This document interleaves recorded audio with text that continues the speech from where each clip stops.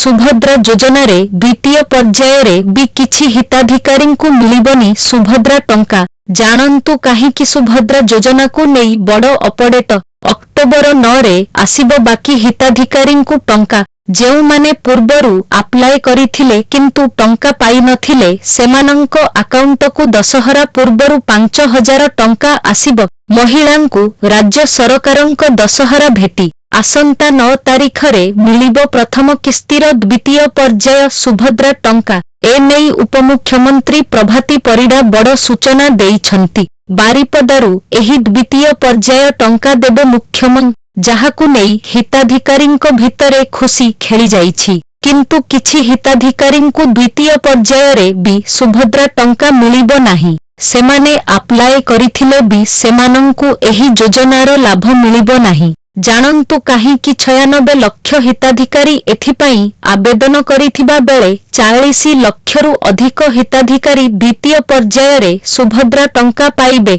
September 17 रे प्रधानमंत्री प्रथम किस्ती प्रदान करिथिबा बेले बारिपदारे प्रथम किस्तीर द्वितीय पर्याय टंका मुख्यमंत्री मोहन माझी निज हातरे प्रदान करिबे। सुभद्रा योजना को नेई पूर्वरु गाइडलाइन प्रकाश पाइछि। राज्य सरकारंक द्वारा लागू होइथिबा सुभद्रा योजनार विस्तृत गाइडलाइन प्रकाश पाइछि। केउमाने एही योजनार लाभ उठाई पारिबे, केउमाने एथिरु बाद पड़िबे से विषय रे संपूर्ण गाइडलाइन हासी सारिछि। तेबे आसंतु जानिबा केउमाने एही योजनारु उपकृत हेबे ओ केउमाने बाद पड़िबे। सुभद्रा योजनार आवेदन करिबाकू किछि मानदंड पूर्ण हेबा जरूरी। जेउ हिताधिकारींकु मासकु 1500 वर्षकु 18000 सरकारी सहायता थिले मिलुछि से एही योजना पाई अयोग्य कार किंबा ट्रैक्टर परी 4 चकिया जानर मालिक माने आवेदन करिपारिबे नाही।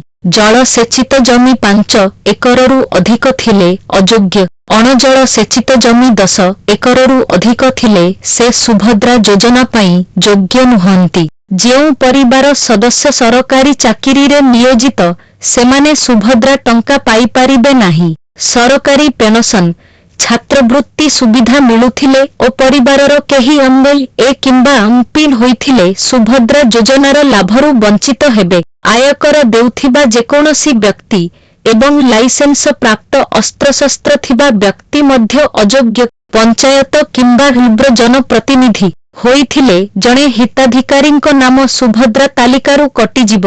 हिताधिकारी माने आवेदन प्रक्रिया समय रे सठिक एवं निर्भुल सूचना प्रदान करिबा जरूरी। जदि जेकोनोसी समय रे हिताकारी अयोग्य प्रमाणित होंती तुरंत लाभर समाप्त करी दिया जाइथिबा लाभ पुनरुद्धार एवं ठकेई पाई आईनगत और प्रशासनिक कार्यानुष्ठान ग्रहण कराजिब। जदि अनुमोदित हिताधिकारी दुर्भाग्यजनक घटना रे मृत घोषित होंती तेबे अनुमोदित सहायता बातिल करा जाई मृत व्यक्तिंक नाम रे दिया जाउथिबा लाभ दाबी करा जाई परिबो नाही।